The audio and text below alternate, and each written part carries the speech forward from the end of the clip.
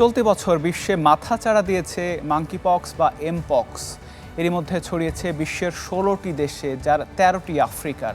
Europe ও এশিয়াতেও মিলেছে mpox আক্রান্ত রোগী। বৈশ্বিক জনস্বাস্থ্য জরুরি অবস্থা জারি করেছে বিশ্ব স্বাস্থ্য সংস্থা।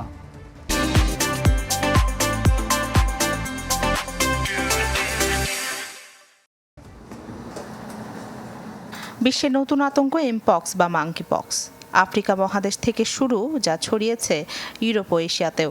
সুইডেন, পাকিস্তানের পর ফিলিপাইনেও একজনের শরীরে পাওয়া গেছে এমপক্স ভাইরাসে আক্রান্ত রোগী।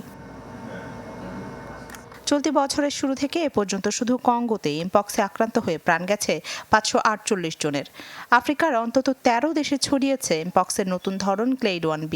জরুরি অবস্থা জারি করেছে আফ্রিকার রোগ নিয়ন্ত্রণ ও প্রতিরোধ কেন্দ্র। বিশ্ব স্বাস্থ্য সংস্থাও ঘোষণা করেছে জনস্বাস্থ্য জরুরি অবস্থা। সংস্থাটির জরুরি স্বাস্থ্য সতর্কবার্তায় বলা হয়, মাঙ্কিপক্সের উপসর্গ অনেকটা জ্বর বা ফ্লুয়ের মতো। আক্রান্ত রোগীর সংস্পর্শে এলে এমনকি শ্বাস প্রশ্বাস থেকেও অন্যরা সংক্রমিত হতে পারেন। এছাড়া এমপক্স আক্রান্ত বন্যপ্রাণী শিকার করা, চামড়া তোলা ও মাংস কাটা হলেও সংক্রমণের ঝুঁকি থাকে।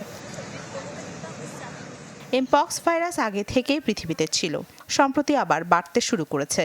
১৯৫৮ সালে বানরের দেহে এই ভাইরাস প্রথম শনাক্ত হওয়ায় নামকরণ হয় মাঙ্কিপক্স, যাকে সংক্ষেপে বলা হয় এমপক্স। রাখি জেসমিন, চ্যানেল 24।